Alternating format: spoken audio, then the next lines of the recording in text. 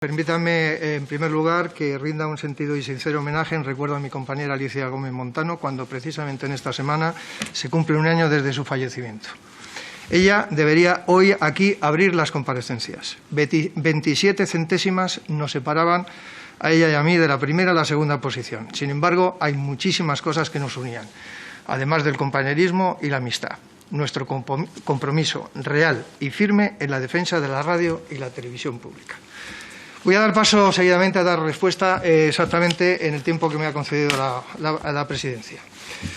Pero en primer lugar quisiera decir que compromiso, independencia, rigor, pluralismo, estas palabras claves las escucharán a partir de ahora en cada una de las comparecencias que tienen ustedes por delante. Corresponden con los valores compartidos que fortalecen los vínculos que nos unen en la diversidad, expresan el significado que damos a nuestro trabajo y certifican la noción de servicio público. Estos mismos conceptos ya están contemplados en nuestro ordenamiento jurídico, por lo tanto, lo van a estar escuchando repetidamente. ¿Qué hacemos con la radiotelevisión española? Esa es la pregunta nuclear. ¿Tenemos modelo? Yo creo, señoría, que todos somos conscientes que hoy la corporación se sustenta sobre bases conceptuales de la industria audiovisual de hace décadas, prácticamente obsoletas. Ese fue el primer titular de la ponencia que ofrecí el 16 de abril de 2018 en las jornadas sobre el futuro de la radio y la televisión pública en la Universidad Carlos III de Madrid, donde precisamente estuvieron presentes los portavoces de la Comisión Mixta de Control Parlamentario de aquel entonces, don José Miguel Camacho de PSOE, Noelia Beria de Podemos, Ramón Moreno del PP y Guillermo Díaz de Ciudadanos. Señorías, trabajar para la renovación de la corporación mientras se garantiza la continuidad del servicio público de calidad es el desafío que presenté en su momento en mi propuesta de gestión. Un reto cuyo primer hito es la adopción de un nuevo modelo de negocio en línea con los desafíos digitales. Tiene como objetivo sugerir un cambio de cultura de organización del servicio público con el fin de encontrar soluciones a la viabilidad presente y futura de la corporación y su sostenibilidad financiera y laboral. Como Tony Hall dijo en la salida de su mandato como director general de la BBC el 1 de septiembre de este año pasado, el futuro fue ayer. Debemos prepararnos para todos los cambios sociales, tecnológicos y culturales y no podemos perder mucho más el tiempo. Señorías, en mi modelo de gestión parto de dos reglas de oro precisamente de la BBC. Garantizar la independencia de la Corporación Radio Televisión Española. Y segundo, el conocimiento de la cultura empresarial de RTV desde el concepto de learning by living, aprender viviendo, que a diferencia de la cultura del living by doing, aprender haciendo, hay una misión que hay que cumplir, unos recursos, un conocimiento suficiente y tenemos que buscarnos la vida para ejecutar. Sabemos que no lo vamos a hacer perfecto a la primera, pero es parte del aprendizaje. Los errores son parte del proceso. Tenemos la capacidad de ir a la fuente de información, de conocimiento y de experiencia, pero somos nosotros los que tomamos la iniciativa. La diferencia con el aprender haciendo, que está muy de moda en muchas empresas y en algún momento histórico en Radio Televisión Española, las cosas se aprenden haciendo. Y es verdad, pero el problema viene cuando te dan tantas instrucciones y control para ejecutar la tarea que no se deja espacio para tener iniciativa, para cometer errores, para tomar responsabilidades y sentir que eres parte importante del proceso. Se ponen tantos límites que no es que aprendas para hacer algo, sino que aprendes para hacer algo de una manera muy determinada. Aprender viviendo, learning by living, conlleva la parte emocional y, por supuesto, la motivación, porque quien vive la cultura empresarial desde la experiencia, los objetivos son importantes y entendemos el porqué y nos vale esta razón. Cuando se vive, se siente y cuando se siente, se aprende. Palabras de Tim Davie, nuevo director general de la BBC. Con el living by doing, cuando terminas de impregnarte de la cultura de la empresa y de los objetivos que otros te han marcado, te das cuenta de que han pasado 2/3 de tu mandato y ya es tarde, porque te tienes que marchar. Tantos vaivenes tienen como resultado la pérdida de la confianza interna y externa, y con ella la credibilidad. Y sin esta dejas de tener notoriedad, y sin notoriedad no tienes audiencia. Señorías, en respuesta al señor Guijarro García de Unidas Podemos, muchísimas gracias por su intervención. Transparencia, medidas. Evidentemente, si seguimos con ejemplos como France Television, ARD, BBC, NOS, YLI, es decir, las más importantes televisiones públicas europeas, tienen como principio fundamental de funcionamiento, de gestión en sus planes estratégicos, la transparencia absoluta. Si usted ve anualmente los informes de la BBC, podrá tener absolutamente cuenta de todos los gastos, los compromisos de gastos que existen, cuáles son los destinatarios, los sistemas de producción externa e interna, cómo se han producido, exactamente los salarios de la dirección, etcétera, etcétera. Por lo tanto, la transparencia ya no solamente es un tema importante de la gestión, sino que tiene que ser uno de los pilares fundamentales para que la ciudadanía empiece a tener y volver a tener una confianza real en que la radio y la televisión pública merece ser llamada así, de servicio público. Si no hay transparencia, no puede haber servicio público. Externalización. ¿Cómo potencia? Todas las televisiones públicas europeas externalizan varios contratación de contenidos. Eso está claro porque no hay ninguna estructura ni laboral, ni económica, ni de recursos técnicos que permita una producción interna al 100%, sobre todo en algunos géneros de la programación. El problema de la externalización, señores, es que endémicamente en televisión española, en radiotelevisión española, en todos los sentidos, se ha externalizado a veces demasiado en el sentido de buscar producciones que se podían hacer internamente. Mire, yo le voy a poner un ejemplo. Como director de programas en el año 1997 en televisión española, desmontamos una producción externa porque se decía que no podíamos hacerla técnicamente. Cogí a mi director de medios, cogí al productor externo y dije, ¿qué necesitas? El director de medios se lo puso a su disposición y lo hicimos internamente. Ese programa era de Lina Morgan en su momento y así se hizo. Manipulación informativa, señores. La manipulación informativa y por ende la desinformación presupone un abuso de poder por su capacidad de acceso al podio discursivo social para usarlo con el fin de ejercer una influencia ilegítima sobre la opinión pública. Por lo tanto, la manipulación es algo que tiene que desaparecer de cualquier radio, televisión pública o privada. ¿Cuál es la receta a esa enfermedad, señores? La libertad de información, la honestidad de la información, la comprobación de los hechos, la imparcialidad y el respeto por el pluralismo de todos los puntos de vista y con todos los puntos de vista.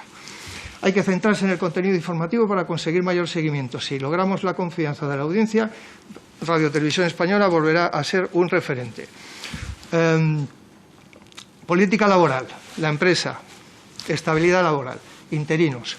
El tercer convenio colectivo que está ahora mismo en trámite o en marcha, ya se va publicado en el Boletín Oficial del Estado, dará respuesta precisamente al tema de la sustitución y de la estabilidad laboral. La estabilidad laboral en cualquier empresa es uno de los pilares fundamentales. Si la gente se ve desmotivada porque no tiene una carrera profesional por delante o está al albur de cualquier tipo de decisión fuera de lo que es una política empresarial seria, pues tenemos un problema. Señor Sánchez del Real, del Grupo Parlamentario Vox, le agradezco sus palabras. Nunca hay una posición fría, siempre hay una posición porque cuando uno está en una situación como la que están ustedes de representantes de un montón de millones de españoles, usted tiene la palabra y la palabra del pueblo está garantizada en la representación parlamentaria. Por lo tanto, de frialdad recibo sus palabras con calor más que con frialdad. Acuerdo de relación política. En relación con la excesiva gubernamentalización. No lo dice el ciudadano Montemayor ni el profesional Montemayor, lo dice la Unión Europea de Radiodifusión y Televisión. Las televisiones del sur de Europa están digamos, sumisas a un problema de excesiva gubernamentalización o de instrumentalización de los gobiernos de turno por parte de la radiotelevisión pública. ¿Cómo podemos actualizar el papel de la radiotelevisión con respecto a la financiación y la posible inclusión de la publicidad? Señorías, en mi proyecto ustedes lo podrán ver en el capítulo número 4, exactamente donde doy opciones a la política de financiación.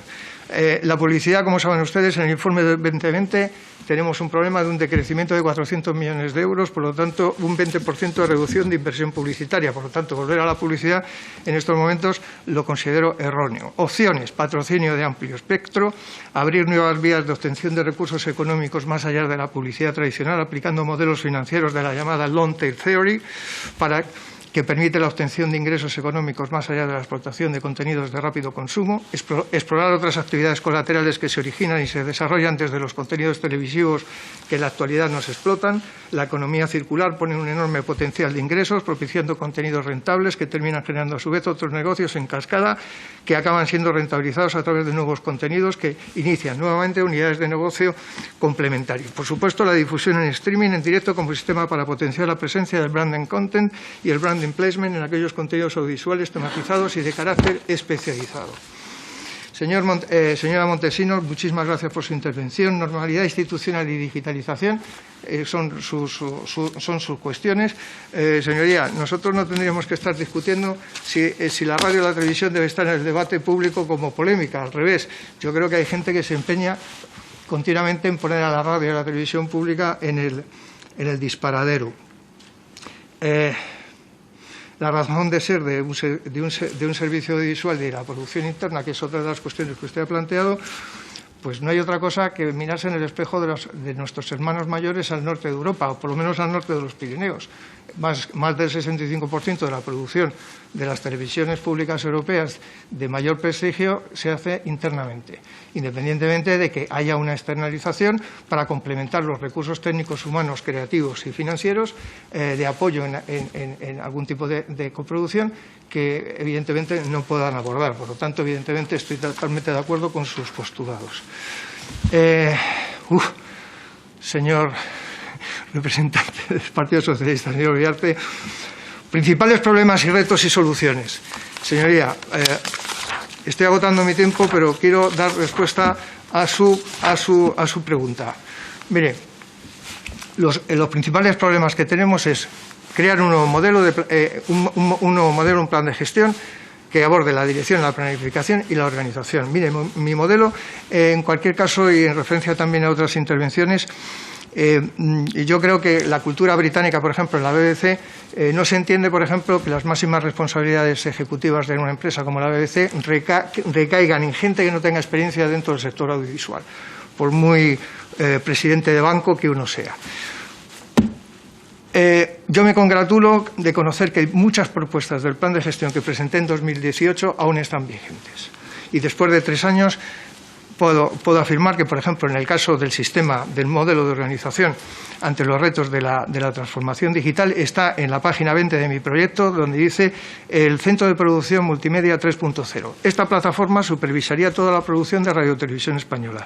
Es el centro de intercambio de archivos en nube de las diversas herramientas de producción de radio, televisión y medios digitales. Es entre una de las múltiples funciones de ese flujo de trabajo, facilitaría la producción creando sinergias entre los contenidos de la radio y la televisión con el objetivo de multiplicar la presencia de Radio Televisión Española mediante sus plataformas propias a través de OTTs, agilizando la operativa y monitorización de los directos en streaming.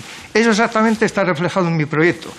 Pues RTV en la última semana de diciembre de 2020 ha sacado a concurso la externalización de parte de ese proyecto, con lo cual me congratulo que mis compañeros hayan dado ese paso. Por lo tanto, independientemente de cualquier otra consideración, las soluciones pasan por reforzar áreas de innovación. Es que eso es un asunto clave, es un asunto vital.